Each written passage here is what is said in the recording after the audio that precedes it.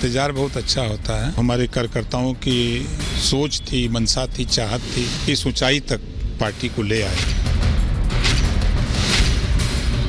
माननीय मुख्यमंत्री जी कार्यालय से भी मेरे पास फोन आता, जो भी जिम्मेदारी मिलेगी ईमानदारी निष्ठा से जमीन पर उतारने का काम करेंगे।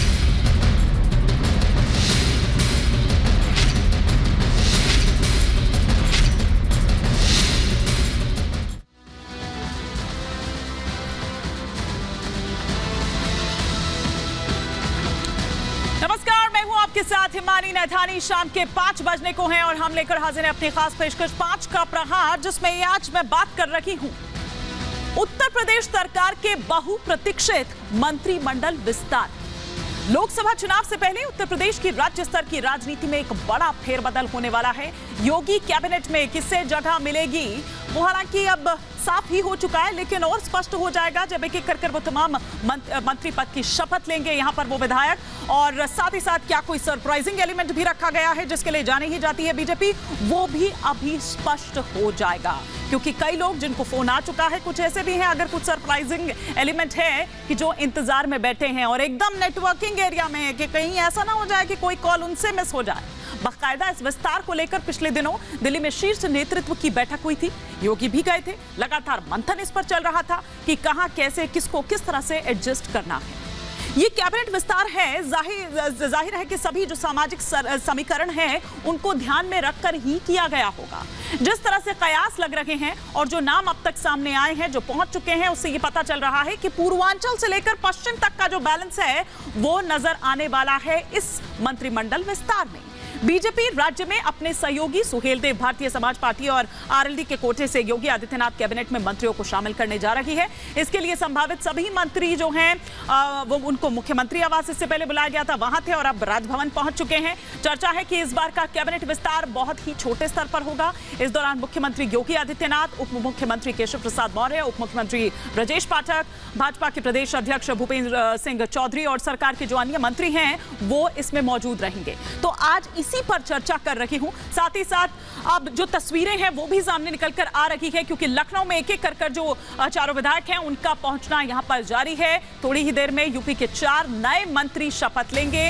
ओपी राजभर जिसमें वो नाम है, अनिल कुमार मंत्री पद की शपथ लेंगे, दारा सिंह चौहान और सुनील शर्मा भी मंत्री पद की शपथ लेंगे। नेताओं का राजभवन पहुंचना इस वक्त जारी है। जिस तरह से जानकारी मिल रही है, तस्वीरें भी लगातार हम यहां पर आपको दिखा रहे हैं। और जैसा कि मैंने पहले भी कहा कि बहुत छोटे स्तर का है और जो अन्य मंत्री हैं सरकार में वो, साथ ही साथ मुख्यमंत्री योगी आदित्यनाथ, ब्रजेश पाठक, केशव प्रसाद मौर्य को आप यहां पर देख ही रहे हैं, इस वक्त राजभवन पहुंच चुके हैं। क्या कुछ कह रहे हैं सुन लेते हैं।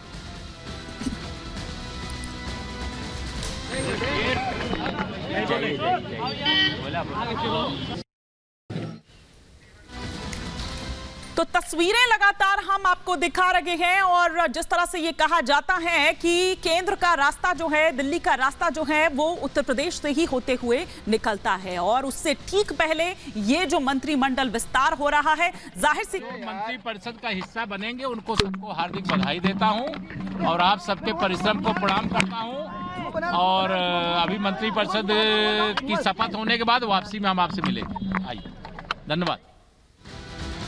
तो जो मंत्री बनेंगे, मंत्री पद की शपथ लेने वाले हैं, उनको बधाई देते हुए केशव प्रसाद मौर्य को आप सुन रहे थे। बाकी ओपी राजभर क्या कुछ कह रहे हैं, क्योंकि देखिए सबसे लंबा इंतजार और सबसे ज्यादा चर्चा में भी वही बने हुए थे, क्योंकि हमने देखा उनको कि मीडिया में आके किस तरह से अपनी बार बार नाराजगी भी व्यक्त करते रहे कि इतनी देरी हो रही है, इतनी देरी हो रही है। ये तक कह गए थे कि होली तभी मनाऊंगा जब राजपाट ले लूंगा। सुनिए जरा क्या कुछ कह रहे हैं। जो आप लोगों को उम्मीद थी, जो चाहत थी, उस चाहत का ये कार्ड है, आमंत्रण पत्र है और कुछ ही समय के बाद जो आप लोग चाहते थे वो शपथ ले ली जाएगी कुछ ही समय के बाद।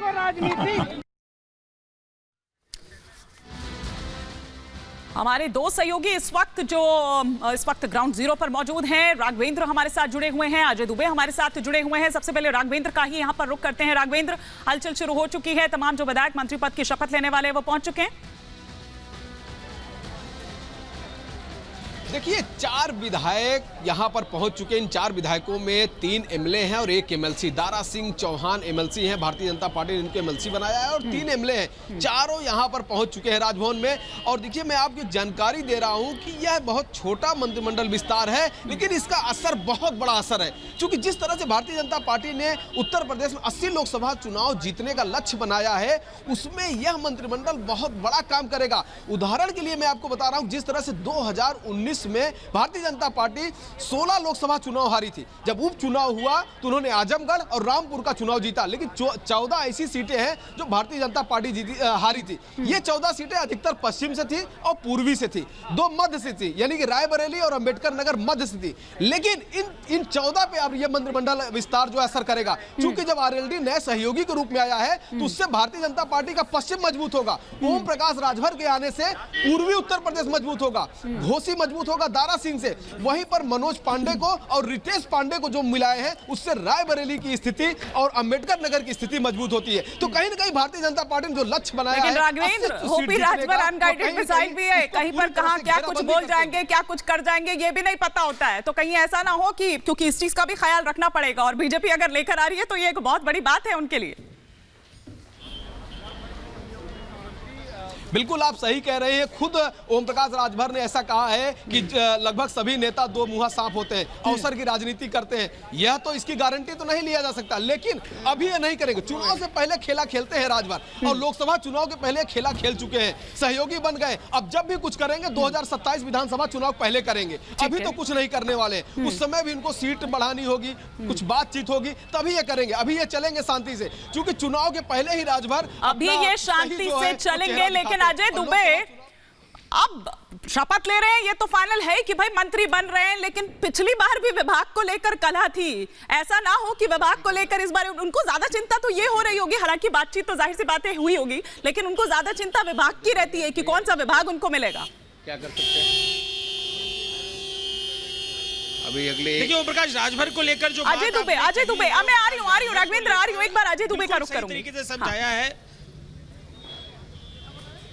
बिल्कुल ओम प्रकाश राजभर को लेकर जो बात आपने कही, उनकी जो पॉलिटिकल डिटेलिंग की बहुत बढ़िया समझाया आपने। ये वही ओम प्रकाश राजभर है जो विधानसभा चुनाव के पहले गाना गाते थे, चल सन्यासी मंदिर पर। और आज जब मैं सुबह इंटरव्यू कर रहा था तो कह रहे थे देर लगी आने में तुमको, शुक्र है फिर भी आए। तो आज के मंत्रिमंडल में जो शपथ लेंगे उसको लेकर वो ये बात कह रहे थे। एक बार जरा यहाँ की तस्वीर को देखते चलिए, उसके बाद आगे की डिटेल्स बताऊंगा आपको। तमाम लोग दिखेंगे पीले गमछे में। राजभवन का ये दरवाजा है, यहीं से गाड़ियों के आने जाने का सिलसिला है। ओम प्रकाश आ चुके हैं, अरुण राजभर उनके बेटे और पूरा खानदान जो है उनका, पूरी उनकी परिवार के लोग पहुंच चुके हैं। इसके साथ ही सरकार के जो मंत्री हैं, क्योंकि इस तरीके के कार्यक्रमों के प्रोटोकॉल में होता है कि एक नया साथी मंत्री बढ़ने जा रहा है, तो तमाम वो मंत्री भी पहुंच चुके हैं। तो सबके पहुंचने का सिलसिला लगातार जारी है। कुछ एक लोग जो रह गए हैं वो भी पहुंच रहे हैं। मोदी कैबिनेट, योगी कैबिनेट में कुल 52 मंत्री है, जिनमें से कैबिनेट मंत्री 18 है, राज्य मंत्री और स्वतंत्र प्रभार के 14 और 20 मंत्री है। तो अभी जो जगह खाली है उसके हिसाब से 8 की जगह है, लेकिन आज के दिन दिख रहा है कि तकरीबन 4 जो मंत्री हैं